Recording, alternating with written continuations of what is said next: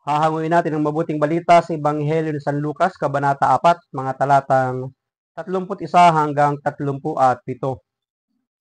Noong panahong iyon, nagpunta si Jesus sa Capernaum, Galilea. Nagturo siya sa mga tao ng araw ng pamamahinga at nagtaka sila sa kanyang pagtuturo, sapagkat may kapangyarihan kung siya ay magsalita. Naroon sa sinagoga ang isang lalaking inaalihan ng demonyo o isang masamang espiritu. Sumigaw siya ng malakas, "Ano ang pakialam mo sa amin, Jesus sa taga Nazaret? Naparito ka ba upang puksain kami? Alam ko kung sino ka, ikaw ang banal ng Diyos." Subalit, pinagwikaan siya ni Jesus, "Tumahimik ka, lumayas ka sa taong iyan." At sa harapan ng lahat, ang tao'y inilugmok ng demonyo at iniwan ng hindi man lamang sinaktan. Nang gilala silang lahat at nagsabi sa isa't isa, "Anong uri ng pangungusap ito? Makapangyarihan at mabisa." Pinalalayas niya ang masasamang espiritu at sumusunod naman sila. At kumalat ang balita tungkol kay Jesus sa buong lupaing iyon. Pagpalain ng Diyos ang pagkabasa ng kanyang mabuting balita. Alam ko kung sino ka, ikaw ang banal ng Diyos. Mga katagang namutawi sa bibig ng masamang espiritu o sa demonyo na umalib.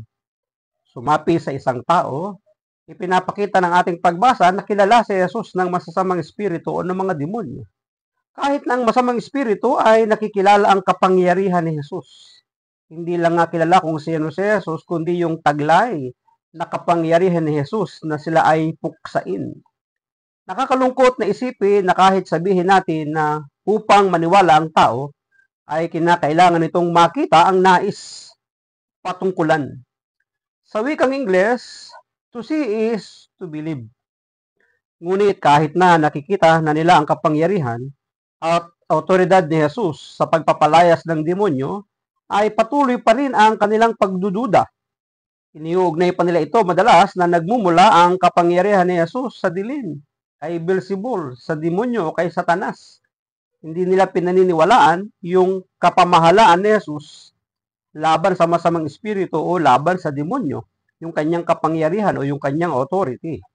Hanggang saan ba tayo mamumulat na hindi sa lahat ng oras ay nasusukat at nagiging batayan ang pananaw upang magpatunay ng mga bagay. Kung hindi natin uumpisahang buksan ang ating puso, ay hindi natin mauunawaan ang nais niyang ipaabot sa atin. Totoo yun.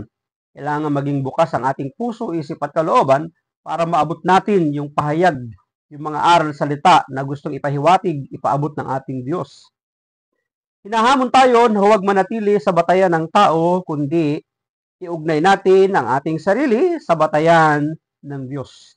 Kailangan tumaas tayo ng level, yung batas-antas ng Diyos, hindi batas-antas ng tao, sapagkat di natin maaabot yung pahayag ng Diyos hanggat tayo ay naka-level sa tao.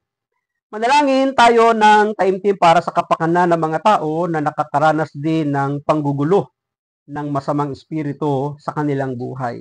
Tayo man, palagi din tayong manalangin upang hindi tayo mapinsala, mapanghimasukan ng anumang gawa ng masama sa ating buhay. Pero tatandaan natin palagi, mas makapangyarihan ang ating Panginoong Yesus, saklaw ng kanyang kapangyarihan, suko sa kanyang kapangyarihan kahit na ang kampo ng mga demonyo o ni Satanas. Maraming salamat at pagpalain tayo ng ating Panginoon. Ang aking lamang palaging sambit. I love you with the love of the Lord. Bye-bye.